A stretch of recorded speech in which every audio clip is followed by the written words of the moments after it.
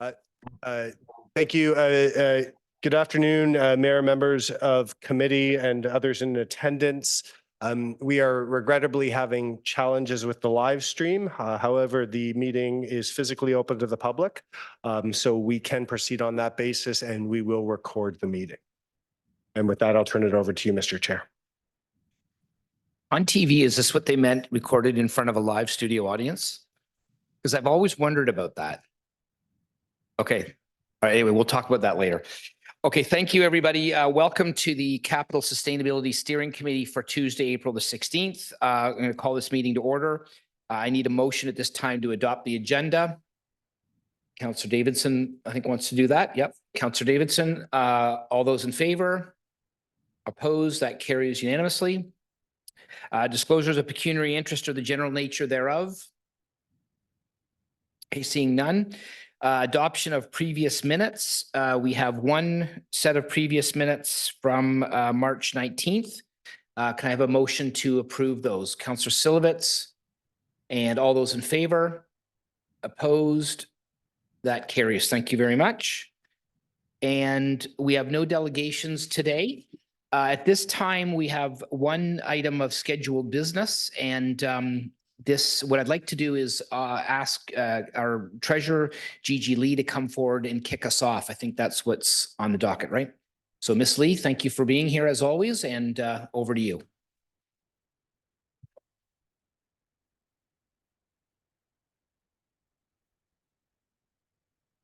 Good afternoon, Mayor West and members of council. It's a pleasure to be here today to continue the mandate of the Capital Sustainability Steering Committee. I'll kick off today's presentation with providing some context, then I'll turn it over to Commissioner Steele for the presentation on the Recreation and Culture Plan. This committee is about developing strategies to manage capital funding and to ensure the city's long-term financial sustainability. It's especially important with a number of the city's master plans now being recently updated, as well as the provincial legislative changes that have impacted the city financially. At the last two CSSC meetings, we laid the foundation of the work plan for the committee for 2024 and 2025, as well as provided the backdrop of the 10-year capital forecast. We will now dive into the details of those master plans. Staff will present the background information and facilitate ideas and strategies to inform the committee's decision and recommendations. This is a journey. By beginning the discussions and connecting the dots between the various plans and projects, it will help inform the dialogue about the overall financial impact to the city, as well as the long-term financial sustainability. Some projects may progress and are further along, so the work plan may evolve. As noted on the slide, which is one slide, please. Next slide, please. It's an iterative work plan, and the agenda items may adjust to account for that, and as new information becomes available. Case in point, the Recreation and Culture Plan is at a good starting point for that discussion. To start the discussion and demonstrate the intent and expectations of the CSSC, given the status of the plan, and to provide a better flow into the next meeting. Next slide, please. We have a number of CSSC meetings scheduled for 2024. You notice some minor adjustments to the agenda topics, as I mentioned earlier on the earlier slide. Today's meeting will be focused on the Recreation and Culture Plan.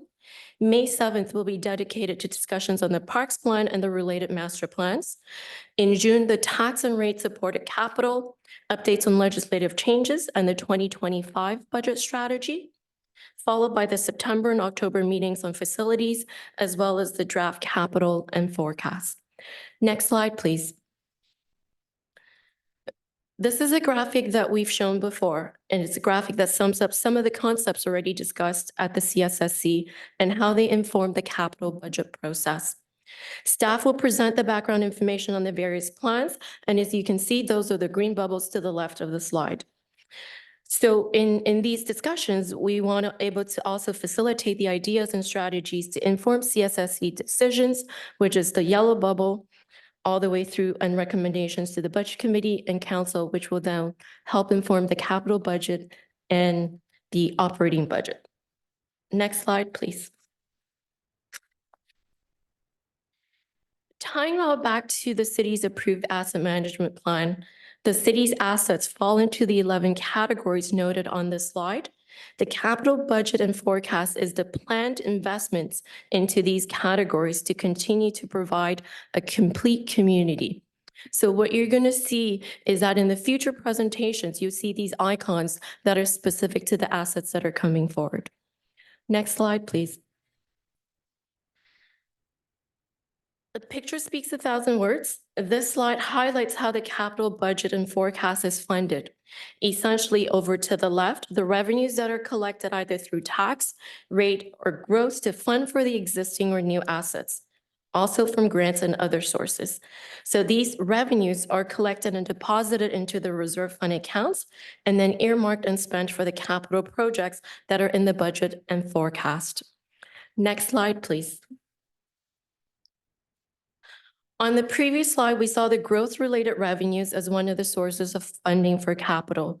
What you see on the slide is that there are 3 major buckets of funding for growth: development charges, which are broken out into the 5 classes of service, cash in lieu of parkland, as well as community benefits. Community benefits charge, which is levied on higher density development. So these are the major funding sources for growth-related capital. What's important to take away as well from this slide is that there is intricacy of funding when it comes to the capital budget and forecast, so that sometimes projects may have both a growth as well as a state of good repair component, and they'll be funded accordingly. Last but not least, as we all know, Bill 23 and other legislative changes have impacted the city's ability to provide for some of the growth-related infrastructure. Last week, on Wednesday, the province announced Bill 185. They're currently in second reading, so we are anticipating there to be amendments to the various existing acts, including the Development Charters Act. So at a later point, we'll come back with further information once we've completed the analysis. So overall, what we're here to do is really to understand the master plans as well as the impact on the master plans, and that's what we're going to be discussing today. And with that, I'll turn it over to Commissioner Steele. Thank you, Ms. Lee. And Ms. Steele, welcome. Over to you. Good afternoon. Okay, so to date, council members have received a number of presentations and reports that have illustrated or described the fact that currently our 10-year capital forecast anticipates the need for more funding than we anticipate collecting in our DCs and other reserve funds. And after receiving these reports and presentations, a common response that we've received from council members has been, what are we going to do about it? And up until now, we've said, just wait, we'll be coming to you to talk about it. So today is the day where we start this discussion. Today is about talking about those funding gaps and what we're going to do to try to resolve them in the future. And while this presentation has been characterized as being about the Recreation and Culture Plan, one thing I want to make clear from the beginning is that what we're really talking about today, because we're at the Capital Sustainability Steering Committee, is we're talking about capital growth projects and capital new service level projects, specifically for recreation and culture. So just to say that again, because that's really important, we're talking exclusively about recreation and culture, new capital and growth projects. So next slide, please. So why are we characterizing it as being about the Recreation and Culture Plan? Well, the reason for that is because almost all of the new capital and growth projects for recreation and culture arise from the Recreation and Culture Plan. That's the root source of the recommendations that are telling us that we have these needs. And the Recreation and Culture Plan guides Richmond Hill's planning and delivery of recreation and culture facilities, as well as programs and services for the next 10 years. It has a planning horizon from 2022 to 2032. And it was developed in 2021 and 2022 and approved by council on December 7th of 2022. In fact, it was one of the first major plans that was approved by this new term of council after the election in October 2022. Next slide, please. Now, the Recreation and Culture Plan includes both operational and capital recommendations. So we've included this one slide to highlight some of the operational recommendations that are already in progress. I'm not going to go through them all because we're focusing today on capital, but just keep in mind that there are operational recommendations coming out of these plans as well. Next slide, please. And this is the main table from the Recreation and Culture Master Plan that drives the capital growth needs over the next 10 years. So I just want to take some time to explain this table in detail. So what you have on the left-hand side are the different recreation asset facility types that the city owns and operates. In the second column, you see our current service level for each of those asset types based on our current population. In the third column, you see the Recreation and Culture Master Plan recommendation for the target service level in the future. So what are we aiming to have in the future? And sometimes that means the service level stays the same. Sometimes the recommendation is it reduces a bit, and sometimes the recommendation is the service level be increased. And those recommendations are based on what we're seeing out there in terms of recreation programming, trends that exist. Are we able to meet our demands for programming in these facilities? And then finally, in the last column, you'll see 10 years from now, when the projected population grows by 39,000 people, what does that translate to in the number of new facilities that we need? So to look at the first line in particular, it's indoor aquatics. That's essentially pools. We've phrased it as indoor aquatics because what we provide as a pool, there's a little bit of variation across the different indoor aquatic sites, but it's essentially pools. Currently, we have 6 sites right now for a service level of 1 indoor aquatic facility for every 36,000 residents. The recommendation in the future is that we maintain that existing service level. It's working for us, and we seem to be able to provide the programming that's in demand. So in the future, we would have the same service level of one pool per every 36,000 residents. This means that by 2031, the projected population there, we would need to build 1 new pool. And so on down the different facilities that are listed here. Like I said, a number of them, the recommendation is to stay the same. That's the case for arenas and gymnasiums. Some of these assets where the recommendation is the service level reduces a bit. That's the case for indoor bocce because there's no longer a significant demand for that. And some of the facilities, the service level is recommended to increase, for example, for fitness facilities and artificial turf. It's important to keep in mind, though, some of these are subject to further study. Next slide, please.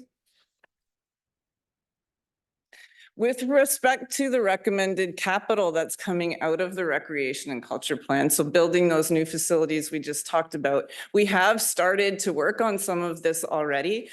For example, the Recreation and Culture Plan recommendation for additional adult and youth space, we've already started to meet this need through integrating these spaces with our other multi-purpose rooms. So we have 2 projects in progress, repurposing the Bayview Hill Fitness Room and repurposing the daycare space at Richville. Currently, those spaces aren't used optimally, and the idea here is to renovate them so that they can be used to fill those gaps, and we don't have to build a net new facility to meet that need.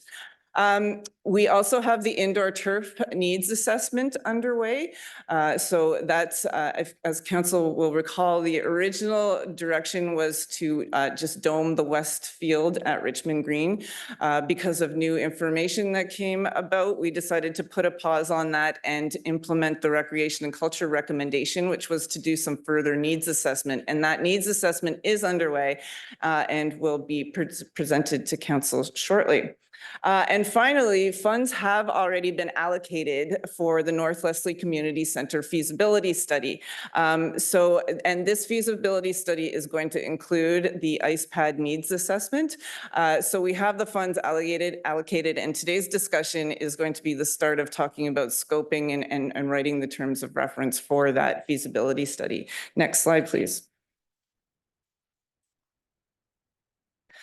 So as I mentioned, this presentation is essentially about the recreation and culture new growth and new service level projects. And sometimes it's important to keep in mind that these projects do come from other sources other than the Recreation and Culture Master Plan. It's a little rare, but it does exist. For example, some projects are derived from other master plans. The Oak Ridges Community Center and Park Master Plan, which was done in 2006, does have a recommendation for a washroom at the Lake Wilcox Boathouse, and that would fall into this category if we were to build it.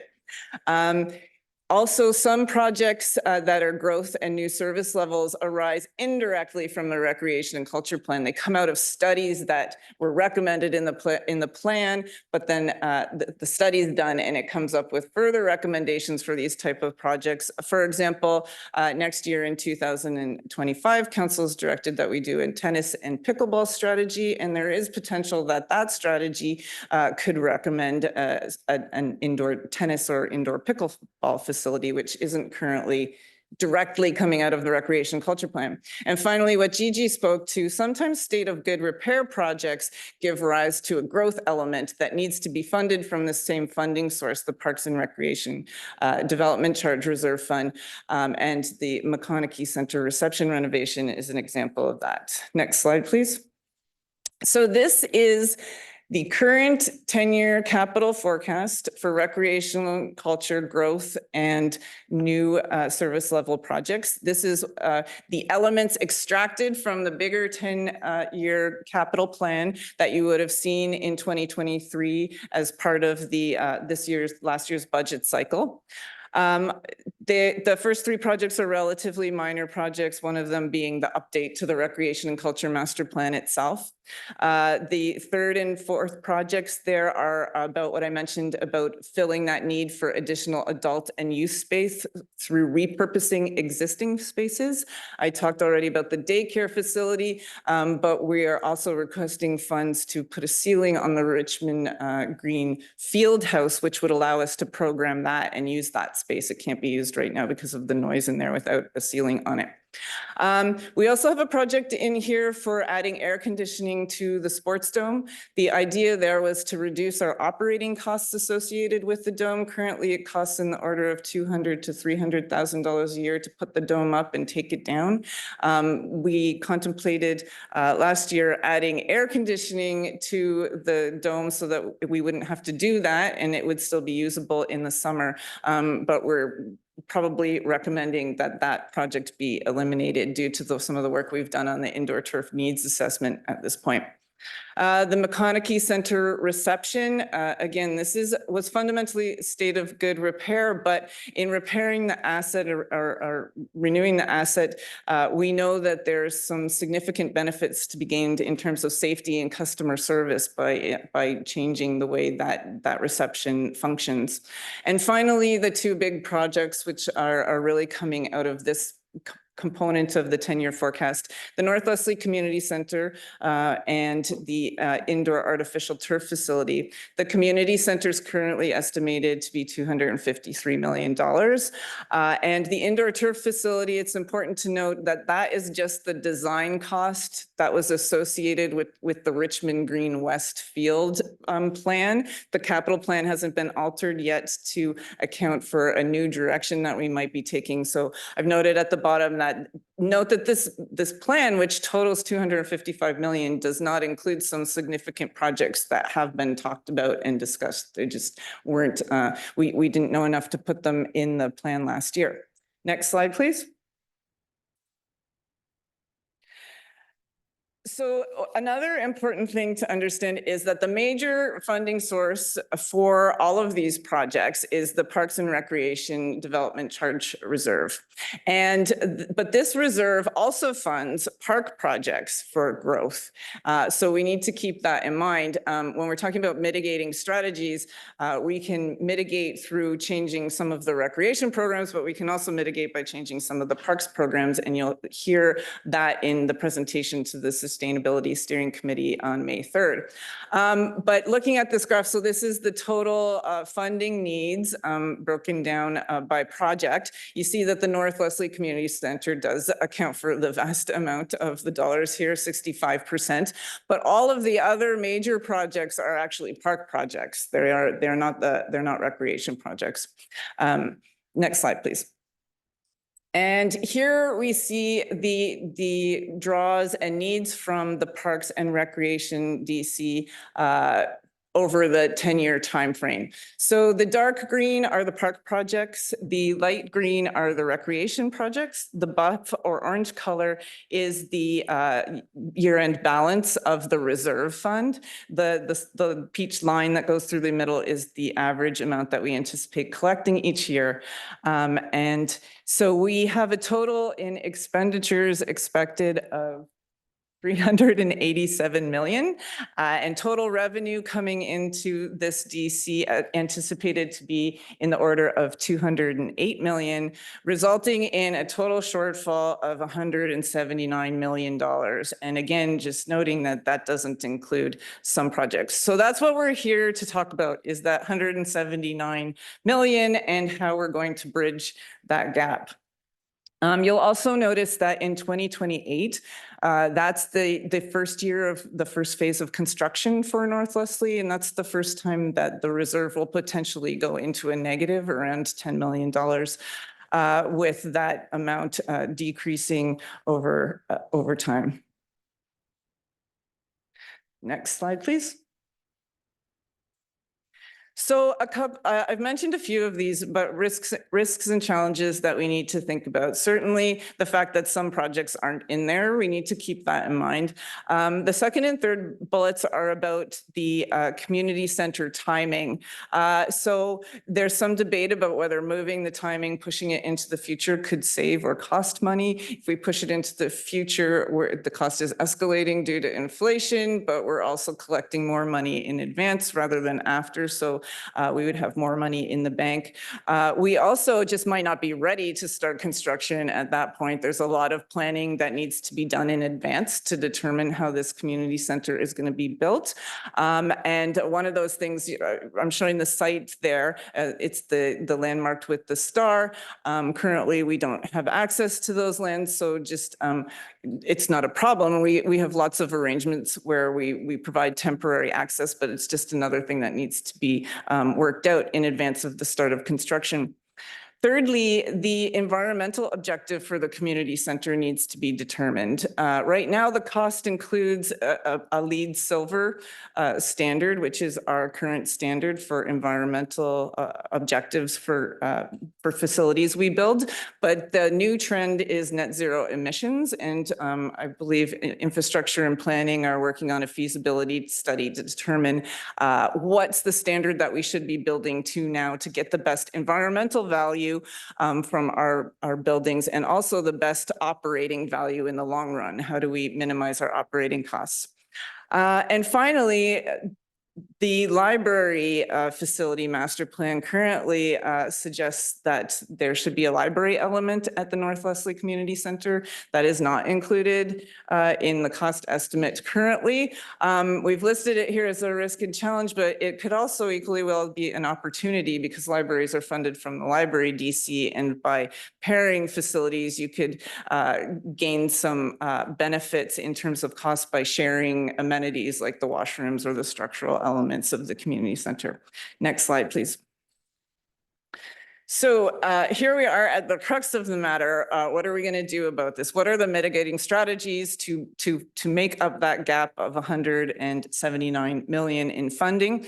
You'll note that on this slide, you do not see charge more taxes, because these are actually strategies to mitigate having to do that. We also haven't included any suggestions like a levy, because that essentially, although other communities have used levies to fund community centers, that is essentially interpreted as a tax. It's just a temporary tax for a specific purpose. So in terms of mitigation, we have 5 different categories of approaches. And I would like to note that the recent provincial announcement, which contemplates removing the phase-in of the development charge, is going to help. We estimate it might help to the order of $10 to $13 million, but it certainly doesn't solve the problem. There's still a big gap there for other reasons. So the first option is to reduce the design costs by looking at both the area, so the footprint of the community center, as well as the cost per square foot. And Guelph last year actually was able to reduce the cost of their community center by $14 million through design cost alterations, such as selecting lower cost finish options, minimizing the extent to which we include desires and not strict needs, mitigating accessory space could go actually quite a significant way in limiting the cost. For example, some of the large atriums and foyers that you see in community centers don't necessarily need to be there. Also, the big wide hallways could be mitigated to a certain extent to eliminate some of the square footage. And finally, I talked about determining the optimal environmental approach. Secondly, we could change the scope of the facilities provided in the North Leslie Community Center itself. So currently the cost estimate includes a pool, a gymnasium, a fitness center, 2 ice pads, dedicated adult and youth space, and 4 multi-purpose rooms.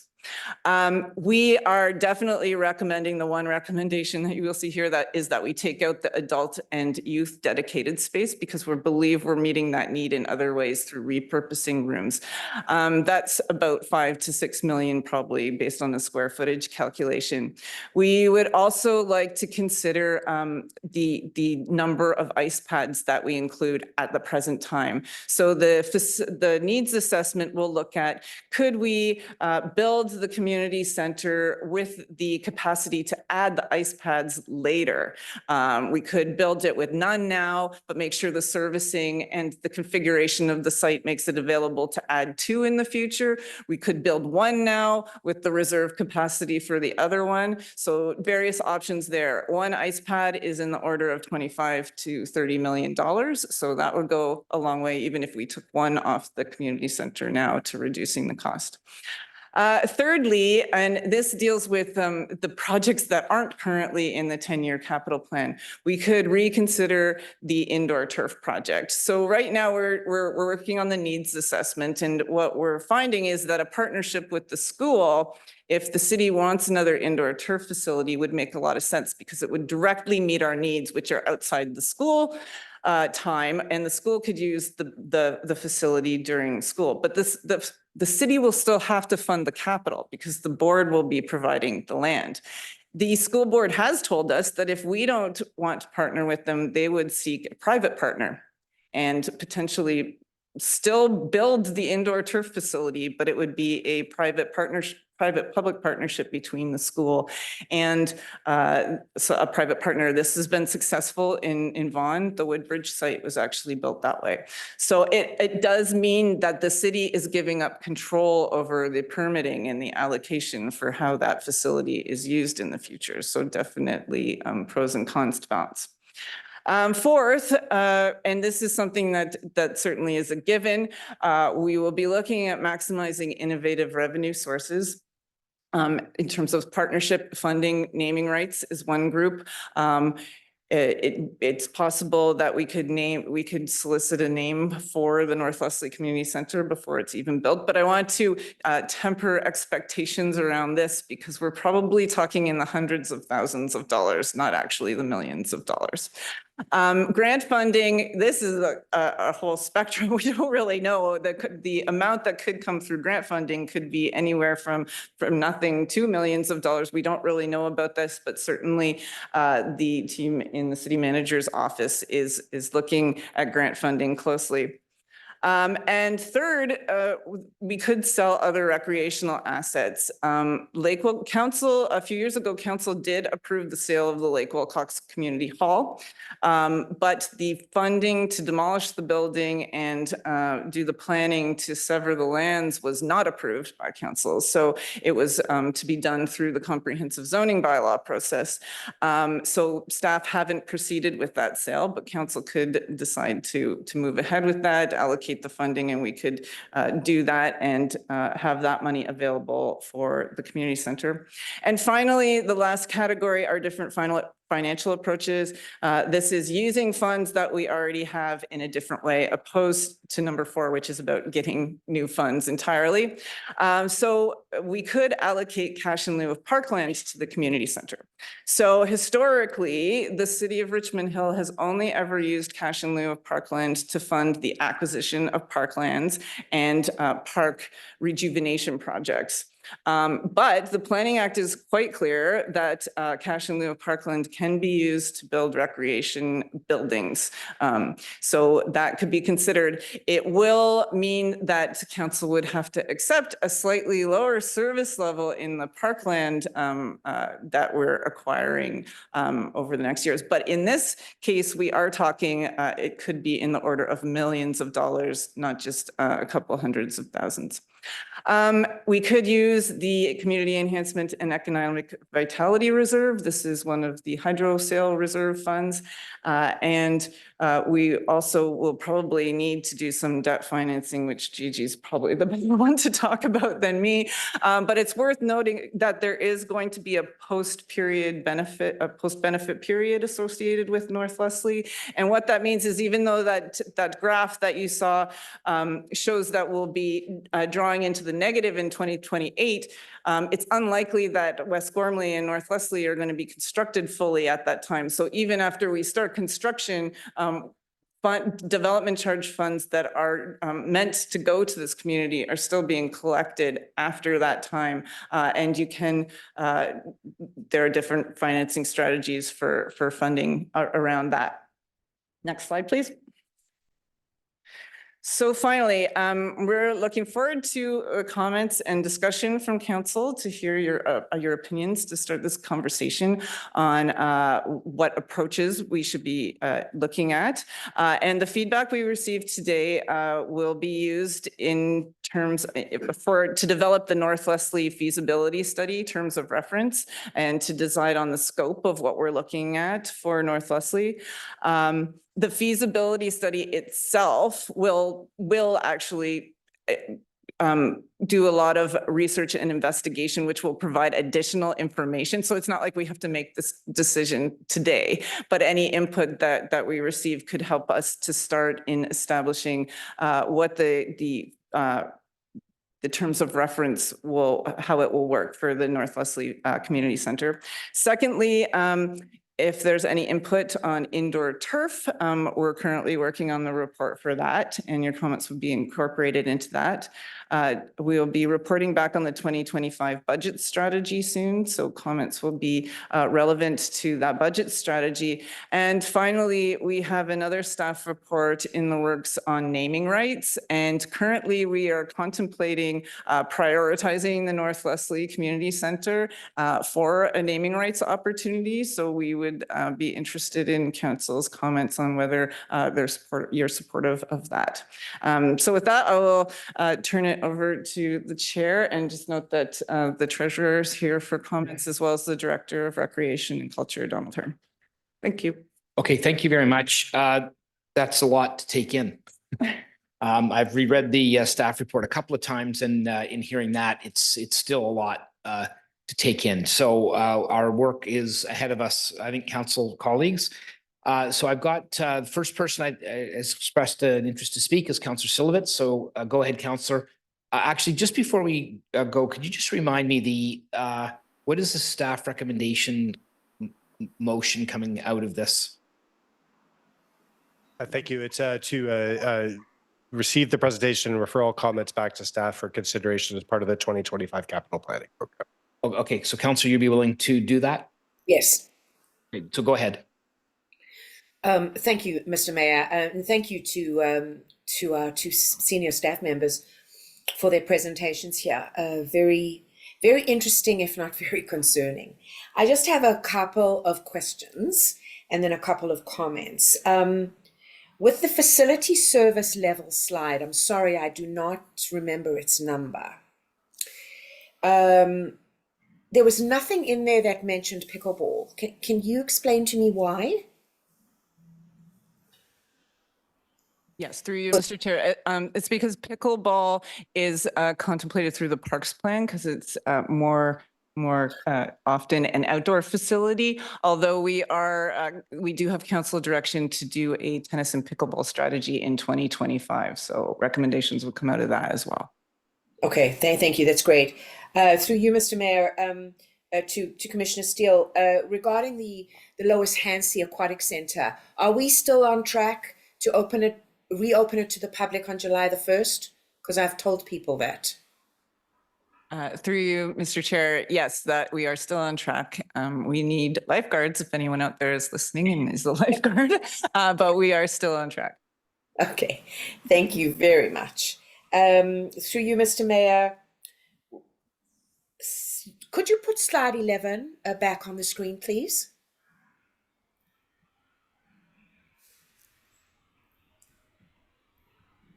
Mr. Clerk, can we put slide 11? Thank you. Oops, it's gone.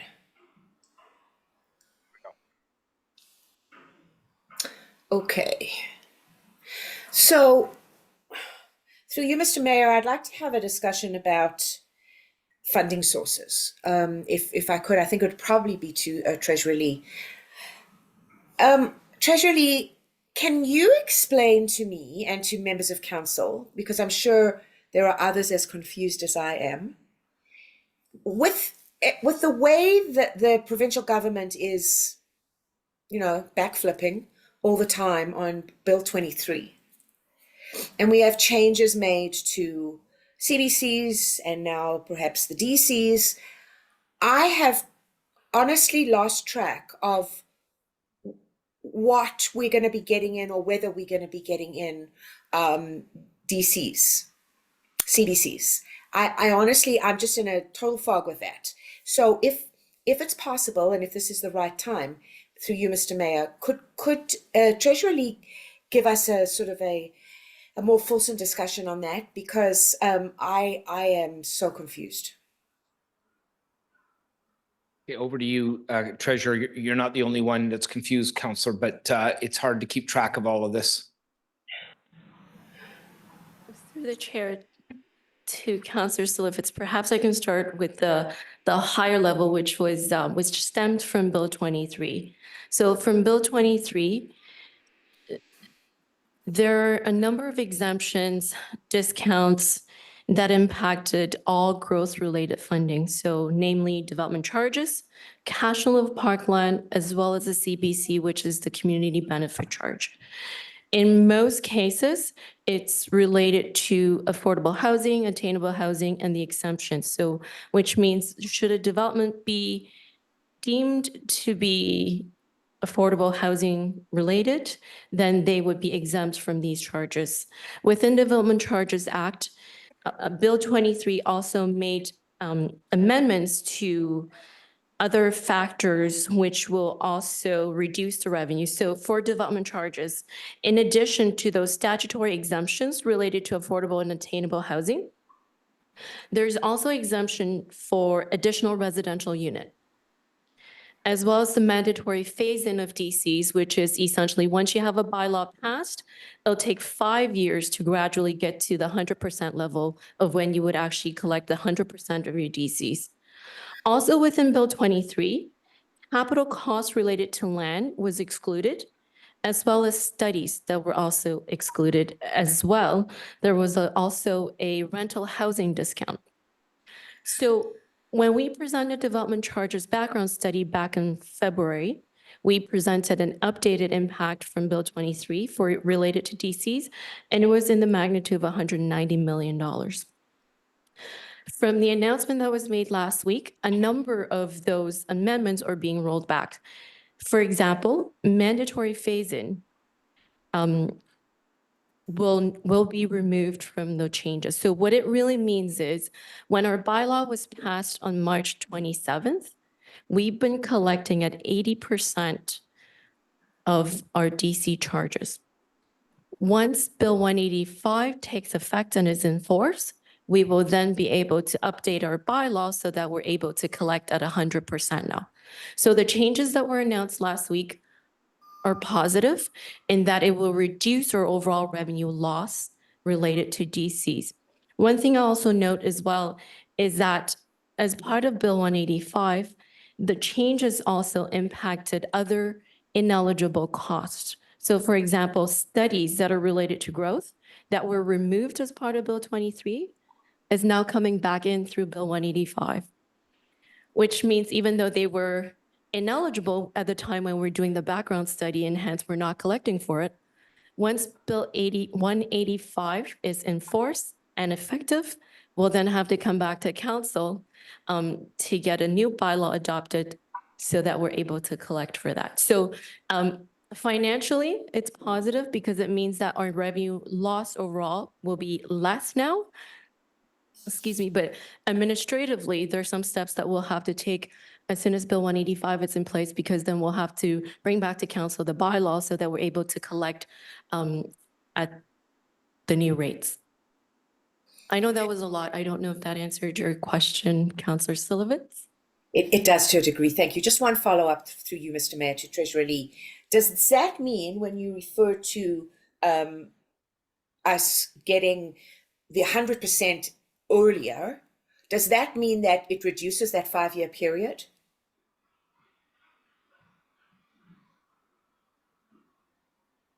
If you know what I mean. Mayor to Councillor Slivets, that's correct. So once Bill 185 is in place, there will no longer be that 5-year period. So then the bylaw comes into effect. We will then be able to collect at 100% without waiting the 5 years. Okay, thank you. I wanted that clarified. Thank you so much. I appreciate that. Through you, Mr. Mayor, I'll just make some comments. With regards to debt financing, we've spoken about it for many, many years now at council and through budget sessions. And I honestly believe that debt financing is most likely in our future. And it is something that I would request that we have at some point, perhaps when it's through the capital budget this year, that we have a discussion about debt financing and what it actually means to the city. We've discussed it so many times, but I certainly don't have a real grasp on it. But I honestly believe that we are definitely going to need debt financing. If you look at that, I think it was $175 million in the red number. And then with regards to naming rights, my comments are, I'm totally on the fence with that. Like, I don't disapprove, I don't approve. My problem with naming rights is how much do we as a city, as a municipality, lose in control of that particular facility? That would be a concern. How is that arranged? I don't know how Markham does it with the Flado Theatre, but I guess that's something that could be used in comparison. And where I do think it's a good idea is that it does give us another input of cash. So there's no question for that reason it's a good idea. But on the other side of it is, what do we lose as a municipality? That's it for now. Thank you very much, Mr. Mayor. Okay, thank you. Councillor Davidson. Thank you, and thank you for the presentation. Through you, Mr. Chair. I live, well, obviously the Gormley recreation facilities would be in where I am, and I'm wondering, and I don't know if this costs a lot of money, but, and no offense intended, but these plans are something I would have seen 20 years ago, 30 years ago, ice pads, artificial turf. And in places like the European Union, they're moving away from turf because of the microplastics, and they're moving away from things that are not environmentally viable. So I guess my question is, and I'm sitting here listening, and I support Councillor Silowitz's idea that we do need some education on debt financing, but my mantra is live within your means. I would really need to be sold on debt financing. Maybe we need to, is there an opportunity, and I'm not the visionary, but is there an opportunity to revision the community center for the next 50 years that has less plastic, less winter? Maybe you play soccer outside for 10 months of the year instead of indoor 12 months of the year. I mean, maybe there's some really innovative thinking we need to do here for Gormley that we've never done before, because the climate has changed, the environment has changed. This is an extremely environmentally sensitive area. I would rather hold my horses on building this thing until we've had time and the expertise to really understand what can we do that will be environmentally and financially sustainable in the next 50 years, because I don't think it's what we had the last 50 or even the last 25. So I don't know where that starts, or maybe you're already doing that, but I feel like we need to really look at what the future should be for a community center. And, you know, kids in Nordic countries play soccer with a little bit of snow on the ground outside. I'm for that. And I think the next generation of kids might be for that. We just have to change expectations. That's my comment. I'd love to talk to you later, or talk to the commissioner later about making a motion to even allotting money to investigate that. The other thing I wanted to mention was naming rights. To me, naming rights is the cheapest. I don't like the model. For example, the Vaughan Hospital, taxpayers put in 1.7 billion and someone gave 40 million and got it named after them. That is not a fair trade for the taxpayer. So if we're going to consider naming rights, to me, it's put in 5% of what it costs to build what entity, 10% of what it costs to build the entity, not just toss a fraction of what the community has put into it. So I'd really like to see a different metric for naming rights. I know it's coming to us, but the model that I've seen so far on a provincial level comes way short of what taxpayers should have the right to expect from somebody who wants their name on something that has vastly been funded by tax dollars. I don't know. It's scary times, but I do think we have the capacity to change. I also would like, Mr. Chair, to say, I'd also like to slow it down in Gormley. If we can, like, are we just figuring out, okay, when we talk about, for example, you know, year-round heating or year-round air conditioning, are we looking at the state of the art, the latest that might require an earlier investment now, heat pumps or whatever it is, so that in the long run it's cheaper? And I'd like to see that if we're not already doing it, and I guess we might be. You know, we talked about air conditioning the dome. Well, what are the new ways of doing that? I feel like it's worth it at this moment in history, at this moment in time, to look at alternative ways of doing stuff that in the long run might be cheaper. Thank you.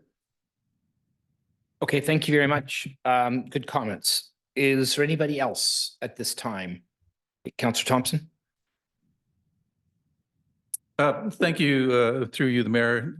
Definitely want to thank you for the presentation. Staff, this is certainly eye-opening as to what all we need to consider moving forward here. I do want to talk a little bit about something that was said about the sports dome. So I want to make sure that I get a good understanding here. Did I hear that it costs $200,000 every time we move it up or down? Was that correct? Okay. And I guess my question now comes down to what type of wear and tear goes into that dome when it goes up and down versus if it had been left up all year? What one nets out better here? Through you, Mr. Chair. Excellent question. And actually, we actually just had our contractor or consultant review exactly that question, because internally, we actually were having a staff debate. There was a contingent who believed that the wear and tear was more significant in cost, but there's also leaving it up exposes it to the sun for longer, and sun exposure is really detrimental to the material that it's made of. So the consultant did come back and say that it's basically a wash, whichever one you want to do, the cost works out. And we had the lifespan of the dome evaluated at the same time, and it's expected, I can't remember the exact number of years, but it's expected to last for several more years, taking it up and down the way we are. Thank you. Through you, the mayor. So it would, so if we did do air conditioning in the dome, it's not going to make any difference to the wear and tear of the actual dome. We'll still be looking at the same life cycle that we do today. Through you, Mr. Chair. Yeah, so basically though, what's come to our attention more recently than the 10-year forecast was done is that the soccer clubs actually don't want to play indoor in the summer. And so in terms of, we have to factor the permit revenue into the equation as well. And they certainly don't want to pay the increased permit price for practicing in the dome in the summer when they don't even want to be in the dome. And so that's why we have effectively decided to remove that from the capital plan now and not proceed with the air conditioning. Thank you. Through you, the chair. So it seems to me the next step for us to look at then would be from that revenue side, what would be the advantage of us even having a dome if, you know, it's only 4 months of the year that we're not going to be playing soccer outside.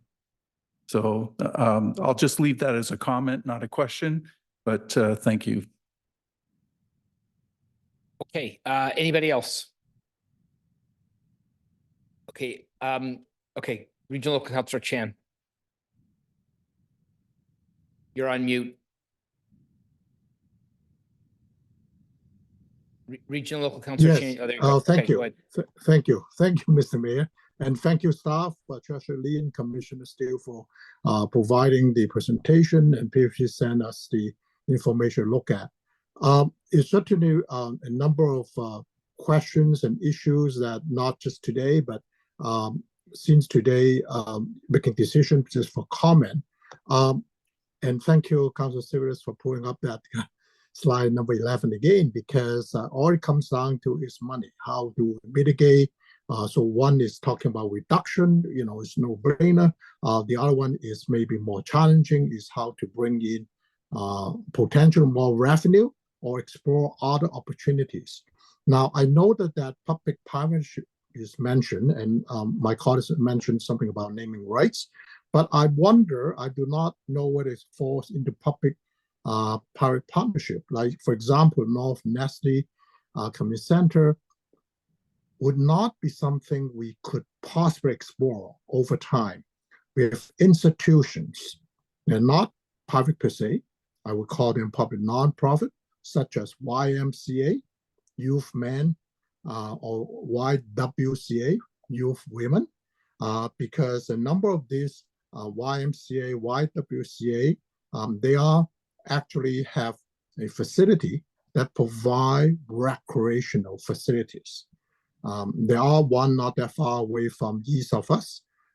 They actually potentially could work together with the city in a collaborative manner.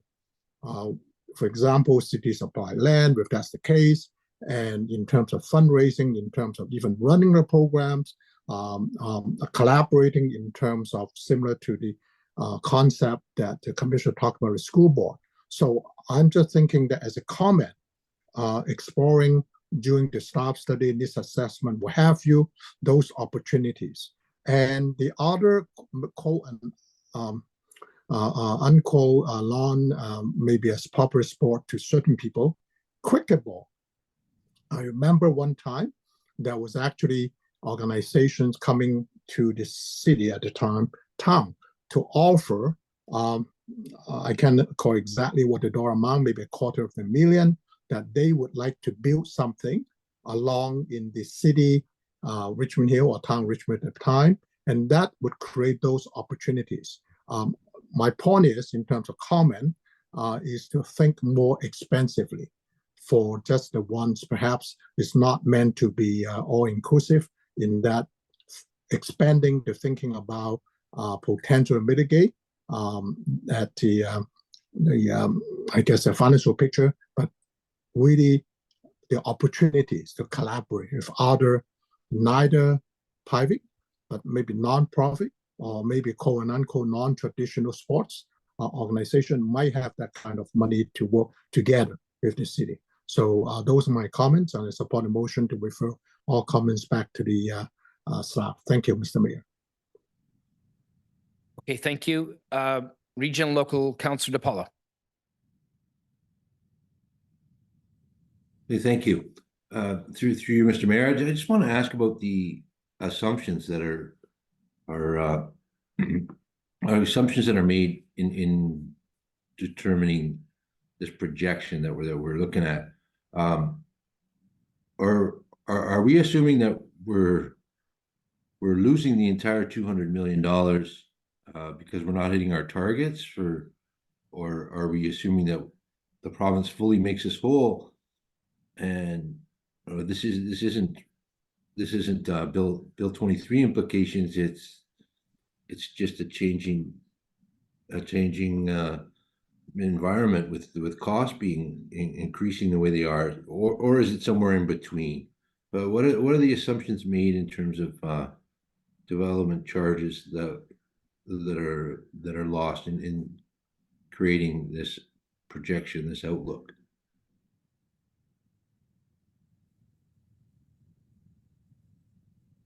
Stand by, Councillor. Go ahead, Ms. Lee. Can we also pull up slide number 9, please? It says funding source at the top.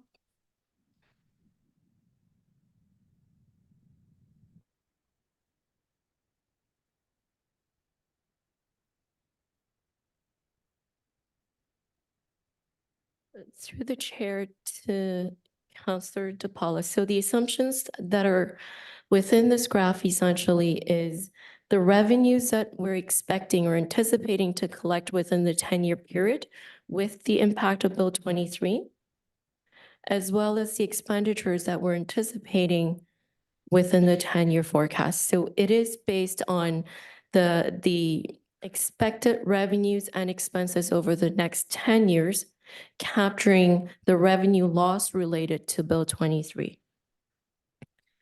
So what's not in here is the rollbacks that we talked about earlier from last week and the impact of that. So you see this graph look a little bit better once we've completed the analysis because of the mandatory phase-in that is no longer in play, as well as some of the studies that are now once again eligible for DCs. So you see our revenues being higher. I think the commissioner spoke to about the roughly $10 to $13 million earlier.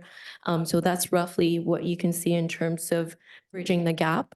But overall, the other piece of it is not only is there the Bill 23 revenue shortfall, there's the other factor which the commissioner talked to earlier, which is the post-period benefit. What this graph captures is our spending over the next 10 years and the revenues that are coming in. The post-period benefit, which is the term that is used within development charges, relate to the revenues that we still anticipate to collect post this bylaw period. Because the community center is not just built to service existing population, but also future growth as well. So past this 10-year period, we will still be collecting some development charges related to North Leslie. Hence the notion of debt financing, right? It's the idea that you're paying for the construction and the building right now, but there is the benefit that goes towards the next 10-year period, which we'll continue to collect for. So what you're seeing on this graph right now is within the next 10 years, there is a shortfall, largely because of Bill 23 and the revenue impact.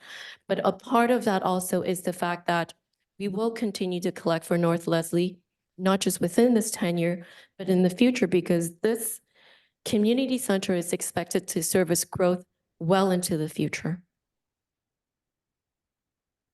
Okay, thank you. Thank you for that. So, of the 200 million that you originally thought Richmond Hill stands to lose in DCs that we would normally collect, this chart doesn't even account for 10 to 13 million that we don't, for sure already they've rolled back. So a slightly better picture. But if we are to hit our targets, this picture could really get better. We could make up the whole 179 million if we hit our targets every year from now to 2031.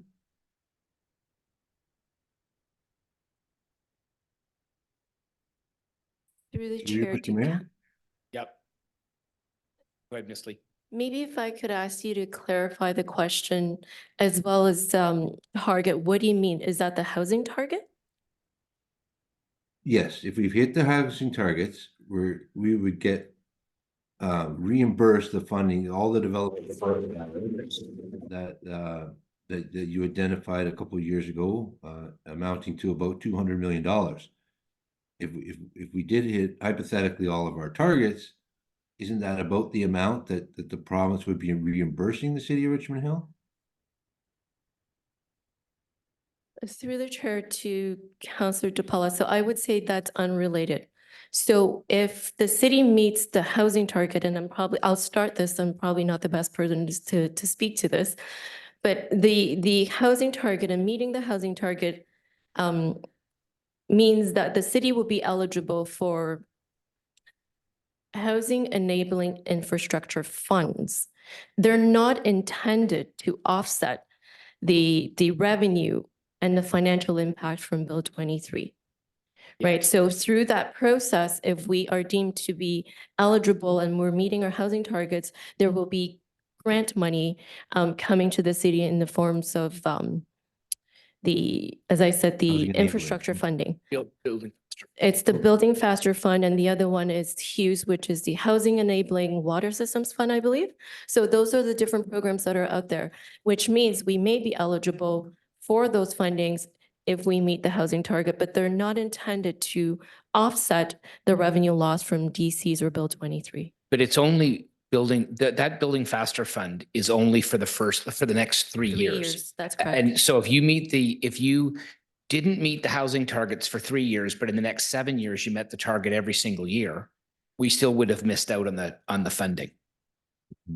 That's one of the points in the staff report that we had recently, is that we're likely not going to reach the short-term housing targets that have been imposed upon us, but we are likely going to meet the overall target in the end. But the window that they're rewarding us on is not the window that we are most likely to succeed in, but we are likely going to get to the finish line.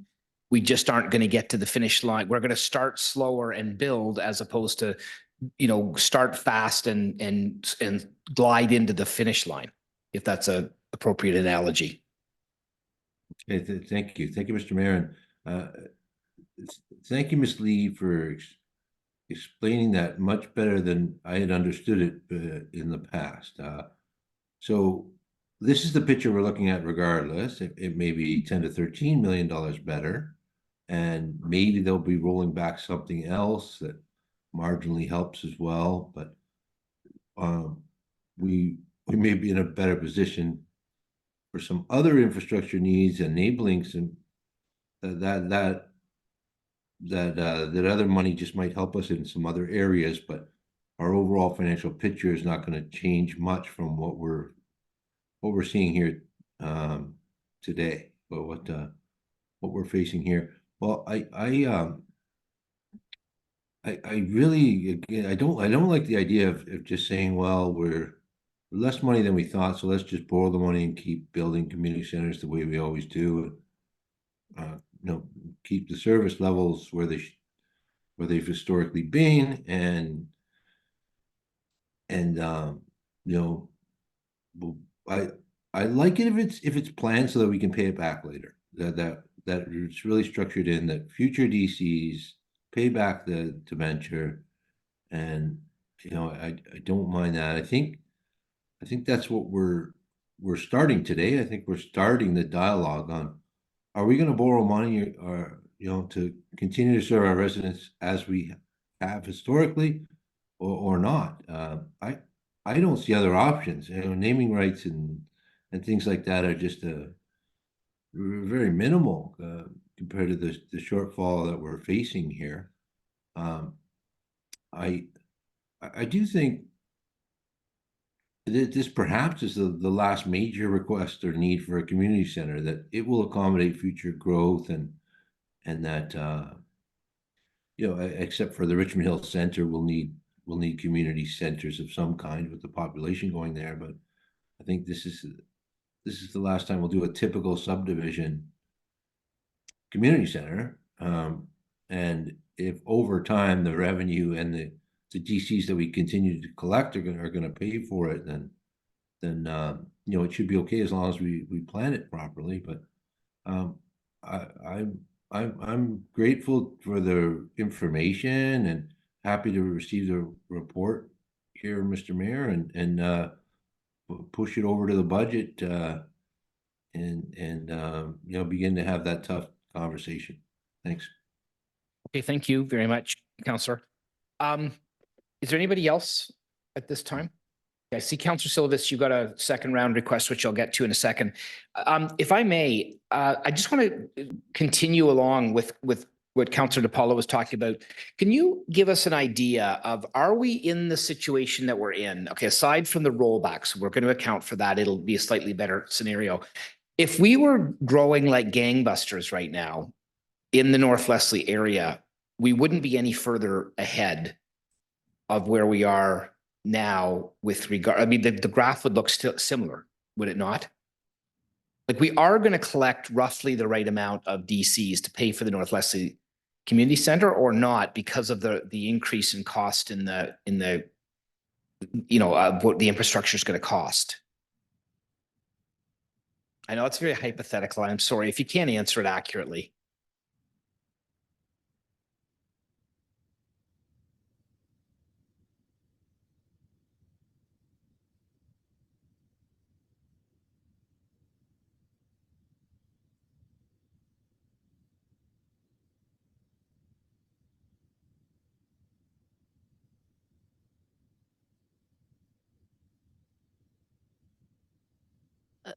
To the chair.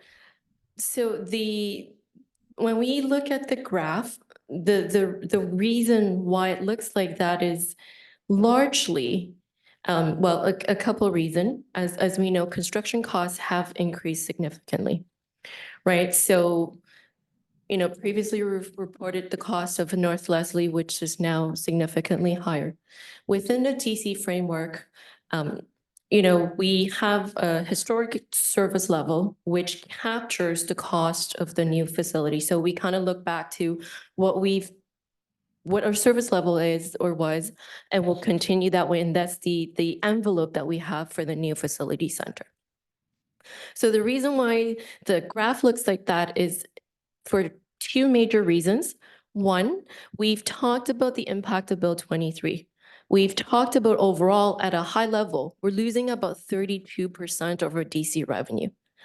So just imagine, even if, let's say, the $250 million facility, we're only collecting 68% because there's 32% that's not captured because of Bill 23. That's what is showing on the graph.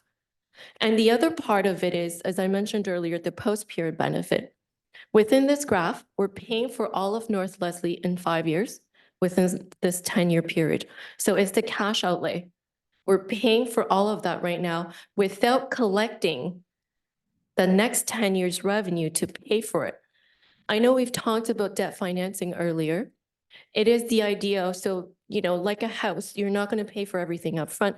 So it's the same idea with the North Leslie, right? So essentially, out of the $250 million right now, we're probably just collecting a big portion of it within this 10-year period.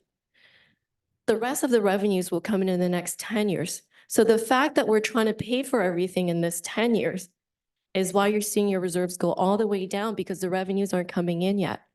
So there's the timing of DC collections, which are in the second half or the next 10 years. And the other part of it is the Bill 23 impact. So we talked about with Bill 185, the revenue will be slightly better and the graph will look better, but there is still a significant amount of money that we're not getting because of the rest of the Bill 23 exemptions that are still anticipated in the forecast. Okay, so maybe I've got a ton of things I want to ask, but I'm going to try to make them flow a little bit. So in terms of debt financing, I think I understand the concept of debt financing. I certainly understand it from a homeowner's point of view, and I think we could extend that to understand it in this particular case. What would happen though if instead of going out and finding external sources to finance that debt, is it possible for us to use some of the discretionary reserves that we have, like from the sale of hydro, for example, to borrow against? Now, I realize that that has an interest rate effect on the tax base, right? Because we use that interest to help to do other things with the interest. But what would be the possibility of doing that rather than going external? And just to be clear, we would pay it back like any loan, but we would be paying it back to ourselves. So with that, we call it internal financing. And there would also be an interest rate component as well, right? So if we're to borrow, let's say from the other reserve fund that we talked about, which is a community enhancement and vitality reserve, we would borrow and then pay it back. But within the DC framework, we have very strict regulations to work with, right? So if we're to borrow, we would have to pay back. But then we also have to look at the interest rate environment at the time we're borrowing. It may be not in this environment, but I would say 5 or 6 years ago, it was actually cheaper to borrow externally than it was to borrow internally because of the interest rates. Now that's probably not the case. When we do any type of financing, even internal, we need to make sure that we are paying back that interest rate component, which is the opportunity lost, right? Okay, is this something that we would explore, or is it a non-starter? Like borrowing internally rather than borrowing externally? It's something that we have done in the past, and it's something that we would explore, yes. Okay, so that's okay. That's fine. Can you just tell me, what are we doing with the Richfield Vale Community Center repurposing? What will that room become?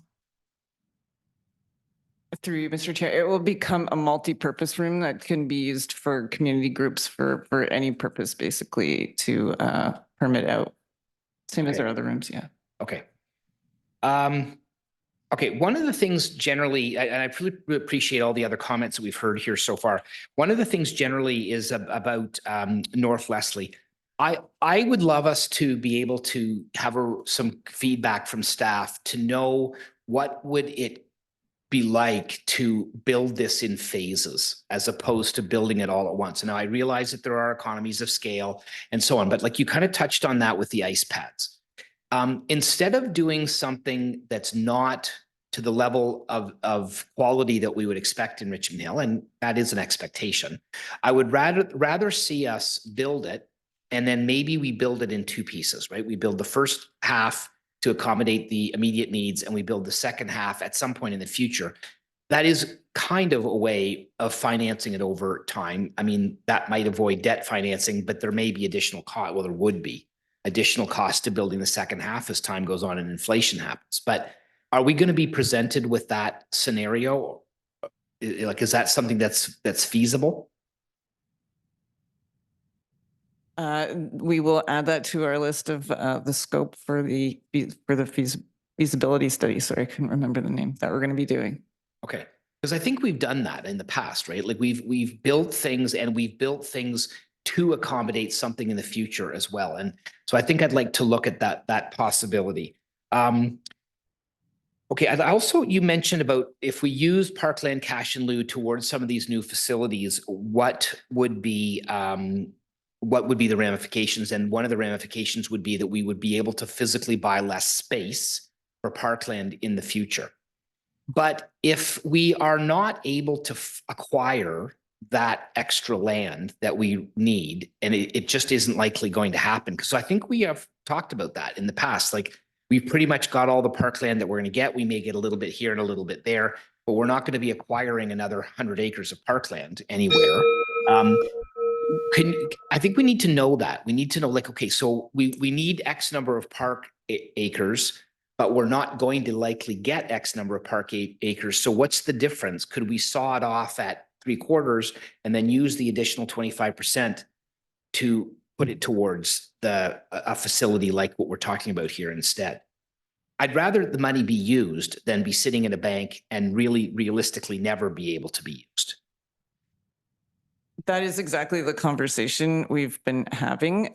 So currently the Parks Plan speaks to 29 hectares of parkland being acquired over the next 10 years. That is a lot of land. And as you indicated, our historical acquisition of parkland is not that high. We haven't been able to get that much land. So if we look at the cost of land, and we have estimates for that. A hectare, I believe, is somewhere between 3 to 10 million. So it's even just taking a hectare off that is 10 million. So right, I believe that. And I check that number, but yeah, I want to be clear. When opportunities come up to acquire pieces of parkland, I don't want us to not be able to do it because we have no money. But I also think that we need to sit down and be realistic about what we have planned and what we hope to, but what is actually possible. Naming rights in the, I've got only a few seconds left. I'll go to a second round and we'll finish off the rest of my questions then. So Councillor Silovitz, you want to go for a second round as well, so go ahead. Thank you, Mr. Mayor. Also, it's another question about naming rights, if I may, through you. I imagine this is directly. What would be the difference between a P3 and just giving over naming rights to a specific building, say the North Leslie Community Centre, and completely giving up all of our rights to whatever is decided there? Do P3s work differently as opposed to just saying, okay, we'll put your name on that, and then what kind of a partnership do we have there? Or do they work the same way? Through you, Mr. Mayor. Commissioner Steele. Through you, Mr. Chair, and maybe the city manager might want to jump in after I talk, but naming rights are a very specific type of sponsorship or partnership. We wouldn't give up any rights to the operation of the facility or anything other than the name. It's very exclusively about the name and what happens around the name of the facility, where P3s are typically about a more intensive partnership relationship where there's some element of construction that the partner funds and you work together. I don't know if you want to add anything, Darlene. Through you, Mr. Chair. Commissioner Steele is correct in terms of how a P3 does, but to take it one step further, when you investigate a P3 partnership with a public entity, it's usually for some sort of operations, for the municipality to give up control of those operations. And you start to get into all kinds of negotiation, including labor management operations, funding of those operations, revenue sharing. It's a massive undertaking. I will tell council that we did actually go down this route with the wave pool when we first opened the wave pool, and we opted to look at a complete overhaul of how we were operating that facility to bring it into line. Whereas Commissioner Steele has pointed out, in naming rights, we lose no control. We negotiate that. It's a pure funding into the community. They get a naming on the exterior, generally the exterior of the building, for a certain period of time. And there's also naming rights for interior spaces, like we have been doing right now with the Richmond Hill Center for the Performing Arts and other spaces. So naming rights. And again, I think I spoke to council a few meetings ago. The naming rights policy has been reviewed, and there's a staff report coming through Commissioner Steele to council in the future so that we can deal with the parameters around exterior and interior naming. So they are very different processes.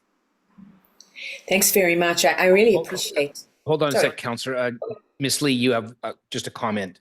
Yeah, if I may add, we did a few years ago look into P3s with Infrastructure Ontario. It's really a wide spectrum, right? As alluded to by the city manager, a P3 can mean anywhere from just operating or design, build, finance, maintenance, operations. So it's a very wide spectrum, which would be very different than what we're talking about in terms of the naming rights. Okay, go ahead, Councillor. Thank you. I really appreciate all of that explanation because I had it the other way around completely. So that's good to know that naming rights is actually a much simpler way to go if one wants to say that. And it's also perhaps a better way for us to get that external revenue. So thank you. I really, really appreciate that. With regards to a fire, it's my understanding from previous terms that there is a new fire station that is to be built in the North Leslie lands and North Leslie neighborhoods. Is that, through you, Mr. Mayor, to directly, is that still correct? And where does that money come from? Or is it included with what you are, with what we are discussing for the North Leslie Community Centre? Commissioner Steele. Yeah, through you, Mr. Chair. So the fire master plan does recommend the construction of another fire station in the city, planned for the north. It recommends it in the northeast corner of the town. We are embarking on a study to optimize, to determine where the optimal location for that facility would potentially be, as well as when do we really need to build that fire station? Fire station's funded from a different DC, from the fire DC. So it's a different funding source and actually contemplated through a future presentation for the Capital Sustainability Committee. Thank you very much. I appreciate that. My only other comment is about service levels. I wouldn't want, in my opinion, I wouldn't want us to do anything that in any way diminishes service levels. I think that's a very difficult conversation that elected officials would have to have with residents. And so whatever we do, I would want us to keep service levels foremost in mind, and whatever they should increase, not decrease. Oh, they should absolutely remain the same. Hopefully they can increase, but I would hate to see any of our service levels, especially with regards to this discussion, be decreased. I don't think that would be a good thing for anybody. So those are my comments. Thanks again, Mr. Mayor. I appreciate it. Okay, Councillor Davidson. Thank you. For you, Mr. Chair. So, why have we moved away? And I'm thinking about when I was a kid growing up in York Region. Why is seasonal recreation not acceptable anymore? So we have an outdoor rink or we have an outdoor pool. I don't know if that's cheaper, but why does everything have to be indoor 12 months a year? Is there any exploration ever of seasonal recreation that in my mind is cheaper? It has nothing to do with, parents who walked up, hill I both did. ways I walked in their up- bare feet in the yes, snow either, absolutely. by the way.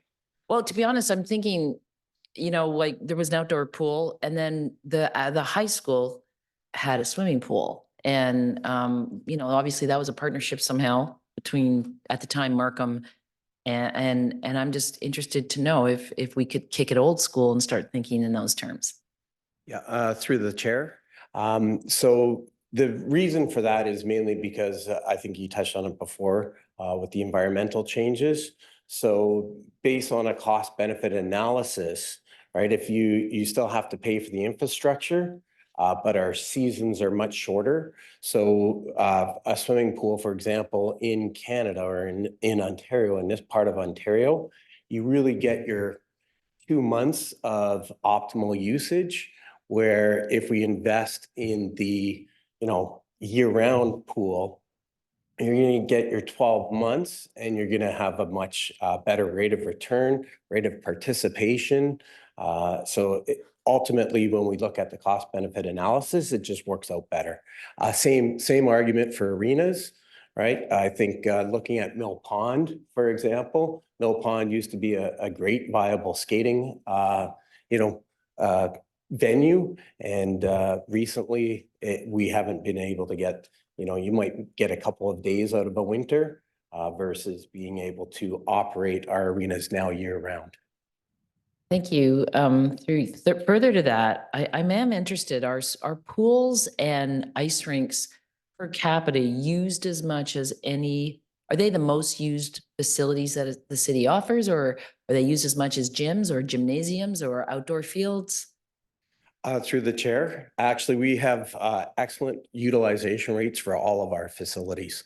So certainly, if we look at arenas, we're sitting during prime time utilization. We're sitting anywhere between 90% better or 90% and above for utilization rates. Gymnasiums were close to that 80% utilization rate. So certainly it really depends on the amenity, but all of our facilities are well utilized. Thank you. And the last comment I wanted to make was I'm for maintaining service levels too. I just don't know that service levels will look exactly the same as they have for the last 25 years. And service level may mean something different. It's just not instant, or it's not, I think residents are open to understanding a different approach in terms of what we can offer for the money we have. So I'm all for keeping service levels. I'm just not sure whatever our standards are sustainable, or that they can't be somehow changed to accommodate more people in a satisfactory way. So anyway, those are my comments. Thank you. Really enjoyed and learned a lot in this discussion. So thank you to everybody. No, thank you, Councillor. Okay.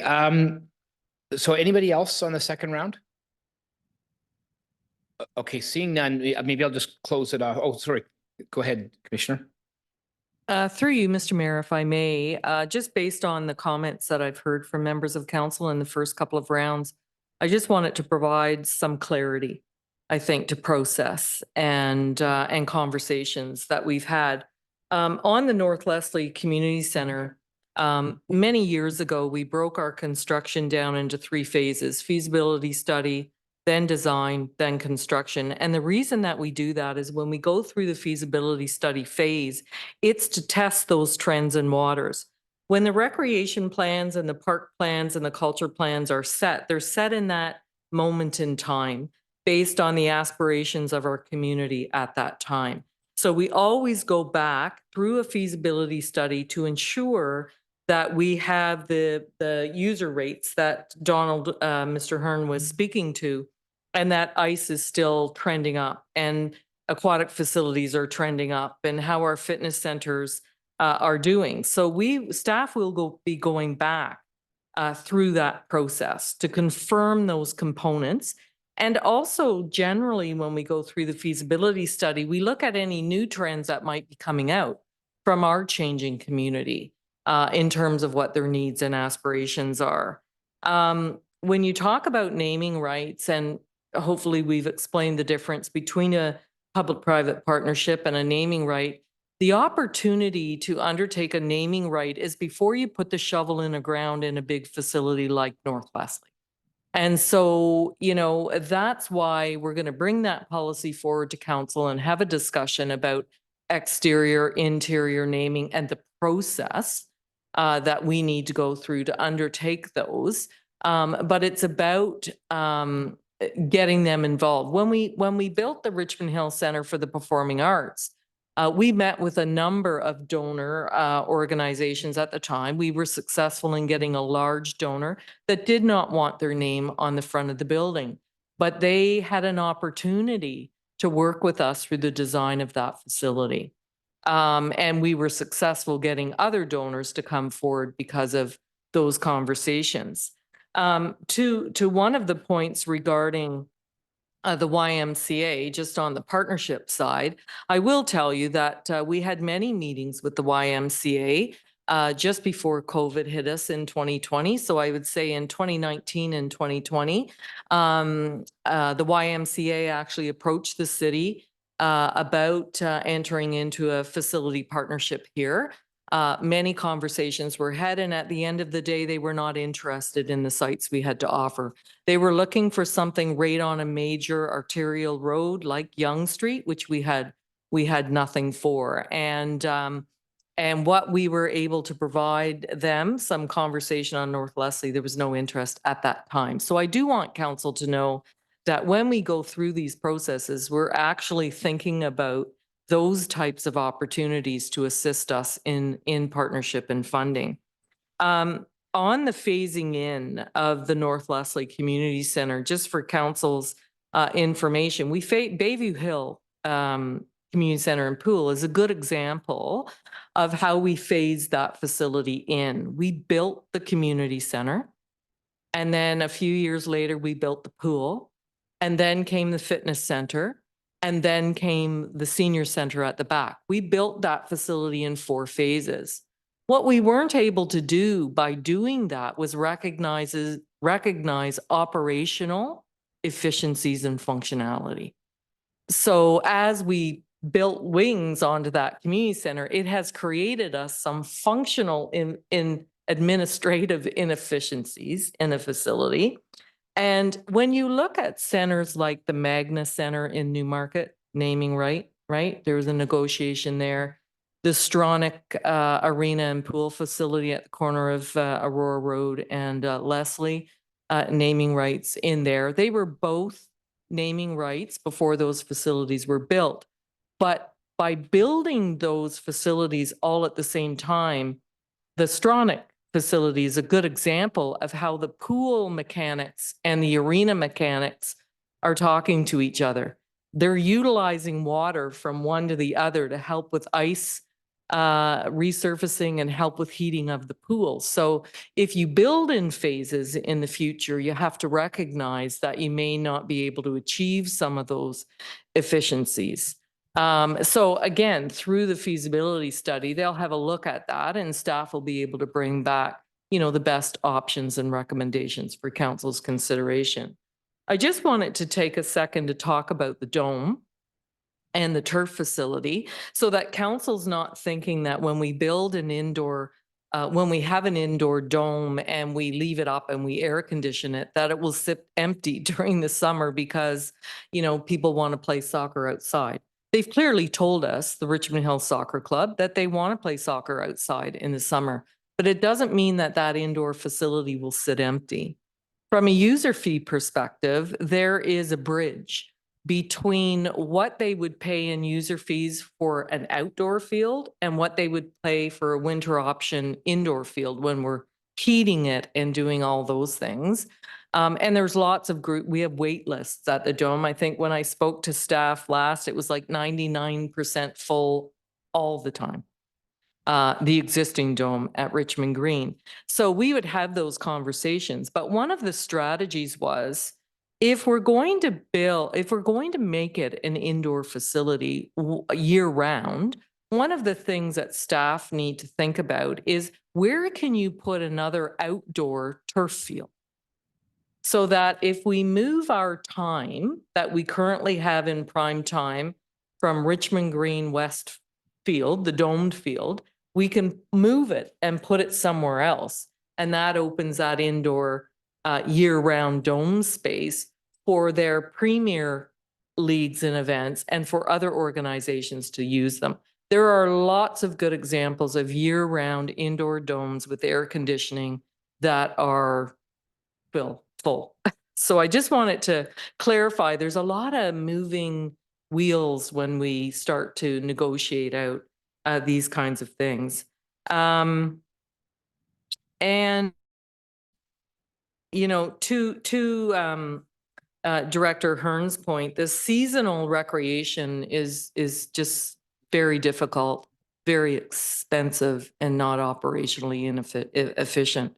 Notwithstanding our natural water that we did not open this year at Lake Wilcox or Mill Pond for skating, our skate trail opened late and closed early, and we refrigerate that one ourselves.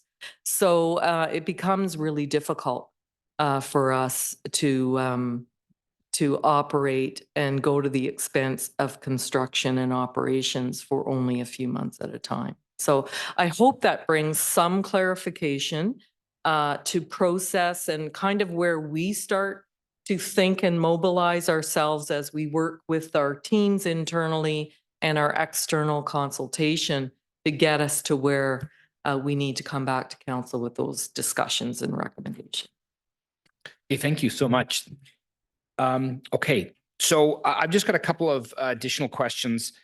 I just wanted to mention, we talked about naming rights. I will say I have been on the record in the past, and I'll say it again. I'm not a real big fan of the whole idea of naming rights, particularly external naming rights. However, I do hear what you're saying about the opportunity that's there for a building that we haven't built yet, and we will build at some point. I just think that, you know, there's a number of issues that we need to navigate around that, and I frankly, for the amounts of money that we've talked about, and we've talked about this for years in Richmond Hill, unless it's going to actually be worth it, I don't think it's worth exploring.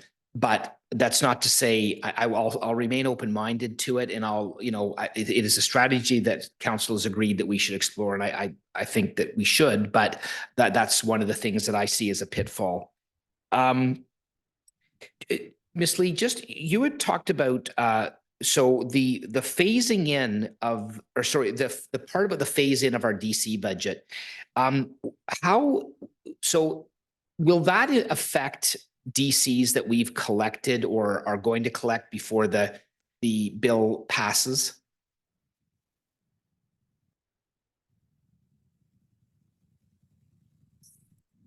To the chair, to yourself. So essentially the removal of the mandatory phase-in will kick in when Bill 185 comes into effect. So from March 27th, which is when council adopted the bylaw, the phase-in is in place until when the next bill, which is Bill 185, takes into effect. So from staff's perspective, we're getting everything ready right now, doing all the work that we need to do in the back end to support having the bylaws ready so that when Bill 185 is in full force, we're ready to come back with the bylaw, have them adopted so that we can charge the 100% right away. And we are charging 100% now though, right? Because it's not a new DC bylaw. We're at 80 right now. Okay, all right. Okay. So we'll have to get additional bylaws adopted and amending bylaws to get us to the 100. So administratively, that's what we'll have to do over the next little while, so that as soon as that happens, we're able to again charge at the 100. We're at 80 right now. Okay. As much as I appreciate them rolling that back, because that was just a bad public policy, it's also a significant use of our staff's time. And anyway, I won't go there today. Can you put up slide 11 again, please?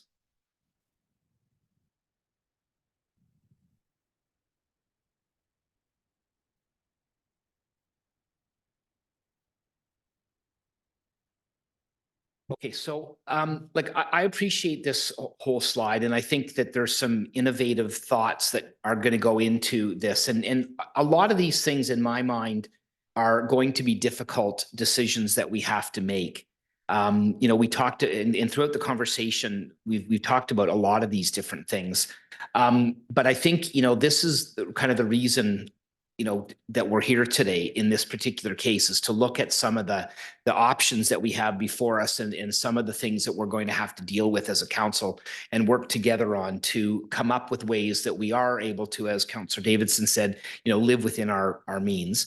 And I think, we need to do that, but it's going to be a lot of work to get there. And there's going to be some uncomfortable decisions, I suspect, and a need to help to explain that to the community as to why we have to do what we have to do. So I appreciate that. The last thing I just wanted to mention, and we talked about it a little bit, is the idea of shared facilities with the school board. I understand the high level of the mechanics that would go into that. But on the other hand, I also wonder if the benefit of having the school board use a facility really intensely during the day when they're in session, and then us using it when we need to use it, which is typically in the evening, would be a really good use of public dollars. And so I'm glad that that's on the radar. And I think that maybe that's something that we should be looking at, exploring. I mean, I know we have a partnership with the Richmond Green Library, for example. And I'm sure we've learned a lot from that. But I think, the opportunity there is for us to be working with a partner like the school board and helping us to both, maximize our investments. And I think, we should frankly take that if it's realistic, and it may, vary from case to case. So I think that's it for me. I appreciate the conversation. We've got many more of these, I think, to come, as you've outlined at the beginning of your presentation. And so we've got a motion on the floor to receive all of the comments with thanks. Everybody in favor? Opposed? That carries. Thank you very much. Okay, and so we now need a motion to adjourn. Councillor Davidson, all those in favor? Opposed? That carries. Thank you. And we'll see you next time.